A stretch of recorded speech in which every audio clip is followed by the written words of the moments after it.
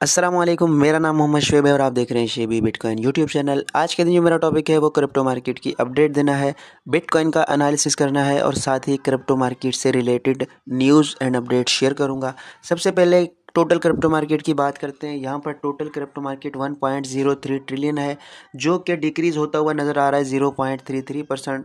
और 24 आवर के वॉल्यूम की बात करें तो 29 अरब डॉलर का वॉल्यूम ट्रेड हुआ है 24 आवर के टाइम में, और जिसमें 28% हमें कल के मुकाबले में डिक्रीज़ होता हुआ नज़र आया है।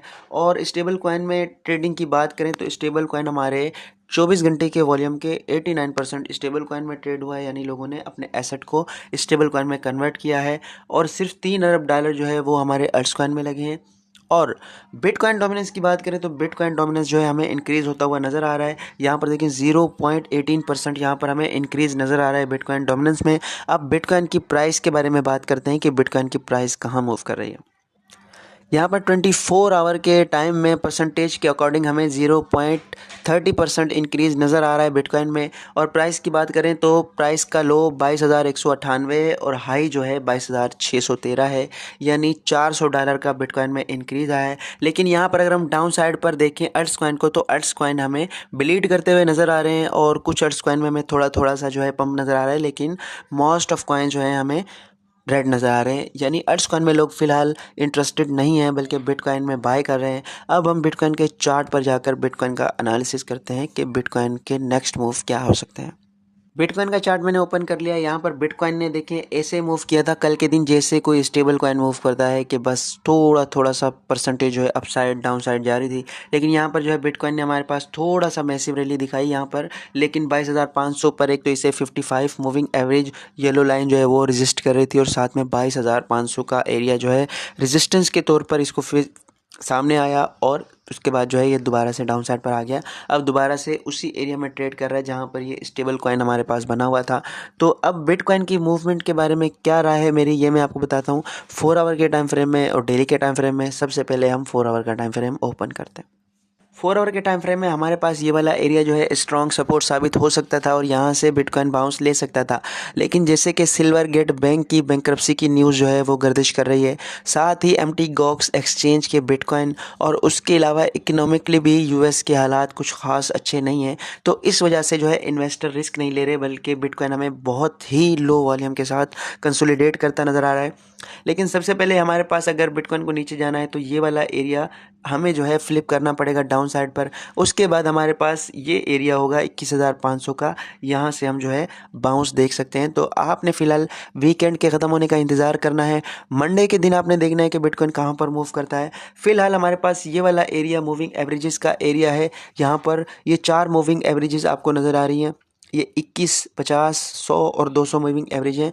अगर बिटकॉइन इनको अपसाइड पर फ्लिप करता है उसके बाद जो है आप ये सोच सकते हैं कि यार एक शॉर्ट टर्म जो है अब ट्रेंड स्टार्ट हो गया है और आप बाइंग कर सकते हैं। वरना बिटकॉइन को सबसे पहले यहाँ पर रेड लाइन की 200 मूविंग एवरेज रेजिस्टेंस के तौर पर फेस करेगी और उसके बाद अपसाइड की जो मूविंग एवरेजेस हैं वो भी रेजिस्टेंस बन सकती हैं और बिटकॉइन दोबारा से नीचे आ सकता है। उसके अलावा प्राइस एक्शन की बात करते हैं। यहाँ पर प्राइस एक्शन जो है यहाँ पर डाउन डाउन, फिर यहाँ पर डाउन, फिर एक लोअर हाई के बाद एक न्यू लो हमें 21,500 पर मिल सकता है। तो आपने केयरफुली वॉच करना है और मिनिमाइज़ करना है अपने रिस्क को। ज़्यादा से ज़्यादा रिस्क नहीं लेना है क्योंकि मार्केट फ़िलहाल बैड न्यूज़ गर्दिश करने की वजह से रिस्क पर है।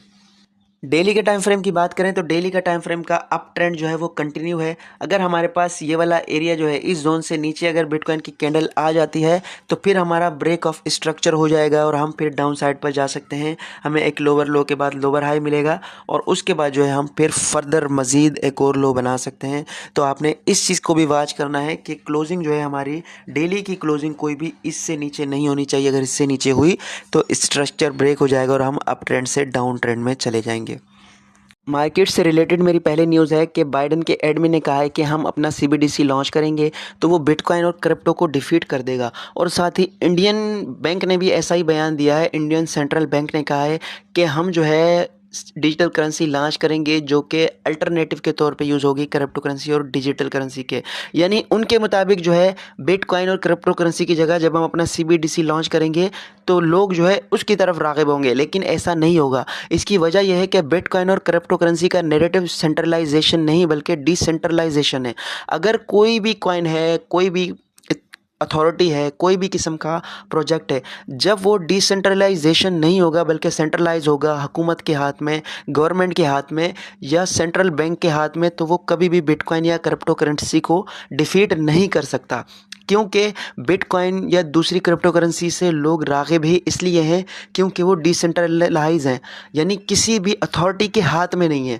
जब कोई भी भले आप जैसी मर्ज़ी डिजिटल करेंसी लॉन्च कर लें, अगर वो किसी के हाथ में है, सेंट्रलाइज्ड है, तो लोग फिर बिटकॉइन को तरजीह देंगे, उस सेंट्रलाइज कॉइन को या प्रोजेक्ट को तरजीह नहीं देंगे। उसके अलावा एक और न्यूज़ है कि बाइबिट क्रिप्टो एक्सचेंज ने USD विड्रॉवल्स बंद कर दिए जो कि उनके पास वायर बैंक से और स्विफ्ट बैंक से जो है वो होते थे, वो 10 मार्च तक उन्होंने सस्पेंड कर दिए हैं। और क्यों किए हैं इस बारे में जो है कुछ बताया नहीं उन्होंने, लेकिन 10 मार्च के बाद तक जो है हो सकता है ये दोबारा से रीओपन कर दें। वहाँ पर रेगुलेटरी का बहुत ज़्यादा प्रेशर है US पर, जहाँ पर जो है सेंट्रलाइज एक्सचेंजेस वर्क कर रहे हैं, तो उनको मुख्तलिफ जो है वो रेगुलेटर्स का सामना है, तो इसलिए भी वो प्रेशर में है। उसके अलावा आखिरी न्यूज़ मेरी ये है कि बिटकॉइन माइनिंग रेवेन्यू की बात करते हैं। यहाँ पर जो है यहाँ पर मार्च से इन्होंने जो है डेटा देना शुरू किया है।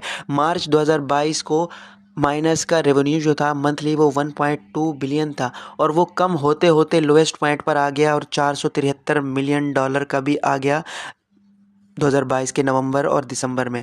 अब जो है दोबारा से वो रेवेन्यू जो है वो इंक्रीज़ हो रहा है और फरवरी के महीने में 627 मिलियन का रेवेन्यू जो है वो जनरेट किया है। अगर बिटकॉइन की प्राइस इसी तरह बुलिश रहती है और अप साइड पर जाती रहती है तो माइनर्स के रेवेन्यू में भी इजाफा होता रहेगा और फिर बिटकॉइन का हैश रेट जो है वो पावरफुल होगा। माइनर्स जो हैं वो अपने क्राइसिस की वजह से माइनिंग मशीन्स को बंद नहीं करेंगे। ये मेरी आज की वीडियो थी। उम्मीद है कि आज की वीडियो भी आपके लिए इन्फॉर्मेटिव रही होगी। वीडियो पसंद आई है तो वीडियो को लाइक कीजिएगा, चैनल को सब्सक्राइब कर लीजिएगा और बेल आइकन को प्रेस कर दीजिएगा ताकि हर आने वाली वीडियो आपको नोटिफिकेशन के ज़रिए मिलती रहे। वीडियो देखने का बहुत शुक्रिया। अल्लाह हाफिज़।